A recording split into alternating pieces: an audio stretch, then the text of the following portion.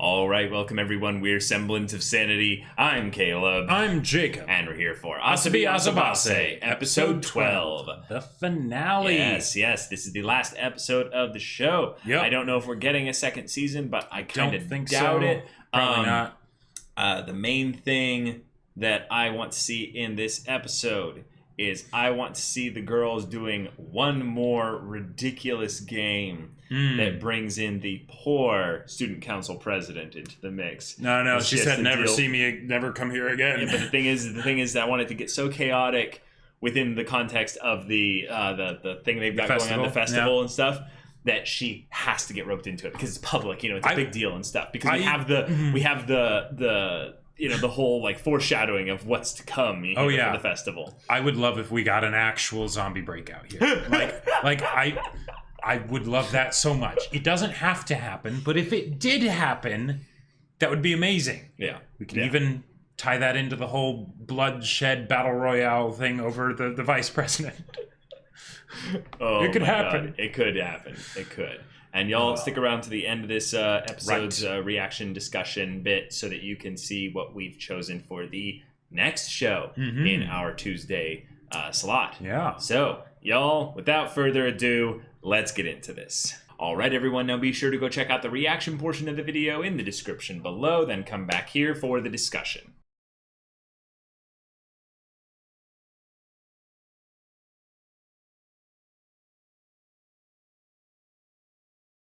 All right. Okay. It's the finale of the show. Yep. We got just a bunch more skits. We got to have a cursed baby join the cast. Yeah, that was unexpected. That was horrifying. And hilarious. And then we got some continuity stuff with the Shogi Club that had been defeated, Soundly. getting their club room taken, now having their comeback in a fairy tale battle royale, which is so perfect. I love it. I want to play that game. I want to play that game. Jacob, there are actually legitimately like a couple games, and one of them that came out actually just really recently called Fall Guys, that is basically a kid's kind of version of this, but it's non-violent. Oh, well, that's the best part, though. Well, it's the juxtaposition of the cutesiness with the, brain matter is getting splattered out the head. But the good battle royales in general are not actually that violent usually. Yeah. Like this one that I've heard about is basically just you have a bunch of puzzles that you have to solve, and you have to be the first half of all the people that are trying to get through the puzzle, like the obstacle course of sorts. Interesting. And if you are in the back half of the group, you get eliminated. Gotcha. Yeah, there are games like that, but they're not exactly like that. But I just love that they had to draw and animate and do all this for an original game. Yep. I love it. I mean, watch. We'll find out. No, actually, it's not an original game. It's very much a game that exists in Japan. It's an app, or something. That would be wonderful. Although, given that it came from Olivia's home country in the universe, it's probably one of those just ridiculous ones.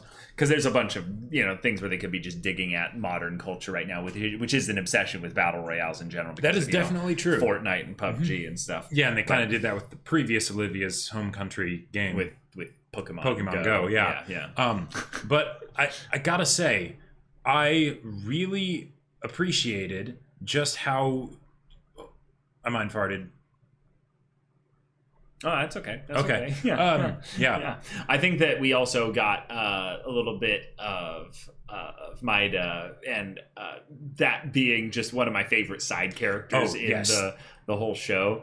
And the game that they were playing there, I didn't even fully understand it, really. Yeah. But just the fact that they take turns drawing something that counters the imagination of the other person's drawing, I guess could lead to a filled paper drawing of a bunch of potentially cool stuff, which I guess could be kind of cool if you have to then draw a unique thing every single time, because one of Maida wasn't really doing with the rules and stuff, maybe. Because one of the things that I would see being a problem with something like that, which kind of was a problem here, but whatever, is people will just end up being like, all right, I do a thing that makes it so that your thing doesn't do anything. That's literally all that they were doing. Right. Yeah, Rather than... It says, choose your territories on a large sheet of paper. Draw a princess in the center of each territory and surround her with weapons.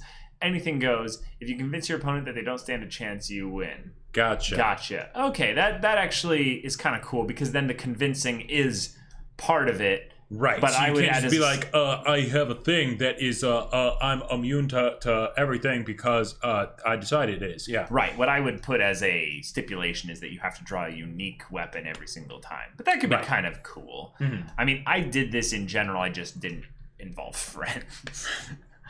I would draw X-Wings and TIE Fighters and Star Destroyers and stuff, and have them all just face off in a Star Wars clash and things like that. And that was kind of fun. Definitely. But yeah.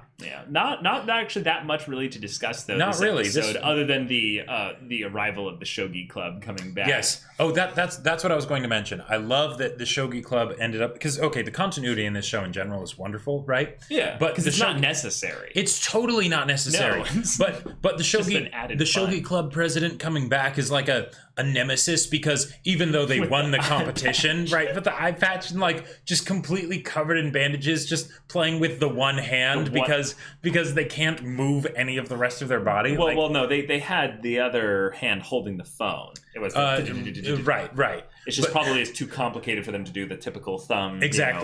Phone stuff. Oh God, I love that, because it gives me the feeling that there is this mythos to this ridiculous comedy series, which just makes it so that, let's have it go on further. Let's have it go on longer. Add to the complexity and insanity of all the things in this world so that it just gets better with age. Yeah, I think that's kind of what makes a good quality comedy in anime just so much fun for me. Like Hinamatsuri was an example of this, of where the world and the stories going on in the background made it that much more interesting. It did. And the characters were really good. But with this one being so much more skit-based and absurdist, it reminded me a little bit more of Daily Lives of High School Boys, even though in that one there was a semblance of realism that kept getting, things kind of drawn back to. Whereas with this one, it was just the imagination, manic insanity of these girls who are in some ways like the worst girls ever. Like they're just they're horrifying at points. Yep. And they do a great job. Yeah, they do a great job of that. Oh, also the other skit, the bra meeting. Oh God! With Hanako, thank you for reminding me of that one. Hanako basically having to accept that she's an AA cup, right? And yeah, sorry, Hanako, you never were an A size, and you're just getting away with that because it was a sports bra. Mm-hmm. Yeah. Oh yeah. And seeing Kasumi just trying to like being all nervous about like, so this is how it works, and and the about face of Hanako going from being like, all right, Kasumi, you're dead to me, and you might very well be dead soon, to other styles? Yes. Other styles? Please tell me more about how I'm superior to you in some way. Like, and then the realization of, yes, that's all. I love also how quickly Olivia was just dropping the truth of like, no, you never were. Man. Yeah.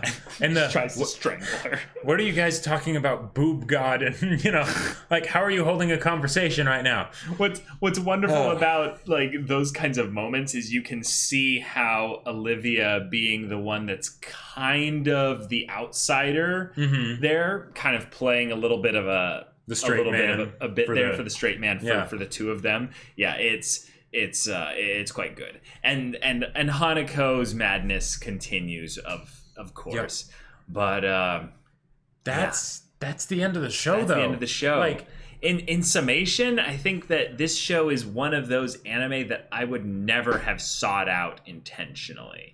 Like, this is definitely your choice kind of show where you're like, and I like some cursed comedy, and you're like, I didn't expect it to be cursed. Really? I expected it to be more like cutesy and funny, like lighthearted and funny, not pure blown insanity. funny. So, but I'm happy with what we got, and oh yeah, given that I was the one who chose this, like now that you've seen the whole thing, right. How do you feel about it? I definitely enjoyed it. I feel like it was one of those comedy anime that shows just another area in which you can go into the zany. With regards to things there, but it definitely had moments where I was definitely a bit uncomfortable, just like, okay, I'll bet. Yeah. But in general, I think that what has to be just praised here is the level of ridiculousness they went into for the voice acting on those specific really, really just skits. Absolutely and wonderful. Also the level of like determination and grit that these girls would get into to win their specific games that they were involved in, and how dedicated the story was in order to dramatizing the consequences of them trying to win these games. And those are the skits where just things just went up into the stratosphere in terms of hilarity and oh my god, just so much. I still since the Shogi Club was referenced, you're now made me think all of the contests that they went into. Kasumi with the trajectory and blah blah blah and all the stuff that I think they really defined the personality of the girls well enough, and yet constantly referenced their shticks enough as well to where it was like, oh no, but when they need to be props for the comedy, we will definitely rely on the tried and true bits. Like the baby skit here was an example of that. But then there were moments where you'd be like, oh look, Kasumi showing a little bit of extra maturity with the group there. Olivia deftly maneuvering the lies that she set up, with regards to her, her speech and such. It was quite fun. Also, there were quite a few side characters that had their colorful personalities as well. I still wish we had gotten a little bit of the student council president, even though she was like, "Oh, never seeing you guys again." For a second, I thought that it was actually because I think they were saying "Oh, president." I thought they were meaning that it was the student council president, and I didn't realize right away. Oh, you didn't Shogi Club. You didn't recognize the two girls? No, they have fairly. Right. Basic, but the way they were faces. that we remembered them, I was like, oh shoot, is this the club? I didn't remember what club they were. Oh, okay. I just knew that there was the club that they beat a while ago. Yeah. And it was like present. I'm like, oh my god, it's the Shogi Club. That was perfect. That was good. And having their vengeance be something where they were able to find a way to have in this anime an anime girl say, easy, get good, noob. That. Oh, that was the perfect levels of cringe and wonder. I am glad that we finished this show. But as for the next show, so this is a show that has been on quite a few polls.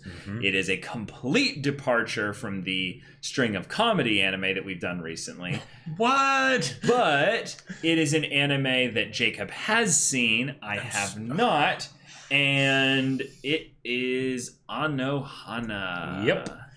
The flower we saw that day. I've been wanting to get you to watch that show for a long time. Yeah, it's a show that I know a little bit of the reputation regarding it, in that it is a sadder show, that there is, a lot of more kind of character drama surrounding it and stuff. But other than that, if you haven't seen Anohana, to see it. If you haven't seen Anohana, you were watching this and you're like, yeah, comedy, that's great. And then you're like, more like emotional kind of show, and not really my thing. Anohana is wonderful. It's only 11 episodes and it's fantastic. And the soundtrack is amazing too. The soundtrack is wonderful. All right. So y'all, thank you so much for watching this episode's reaction and discussion. If you want to see the first episode's reaction discussion of Anohana right now, go check out the link in the description below for our Patreon. You can get on early access there. You can watch full-length timer reactions there, and all this comes with Discord access, so you can chat with us in the community there about this show, about anime in general, and you can also talk with Jacob about the sci-fi novel that he wrote. Yep. Wrote a sci-fi novel. It's called Battle Lines. It's awesome. It's on Amazon. Link's in the description. Yeah, so if any of that interests you, we'll see you there. But until then, we're Semblance of Sanity. I'm Caleb. I'm Jacob. And we'll see you all next time.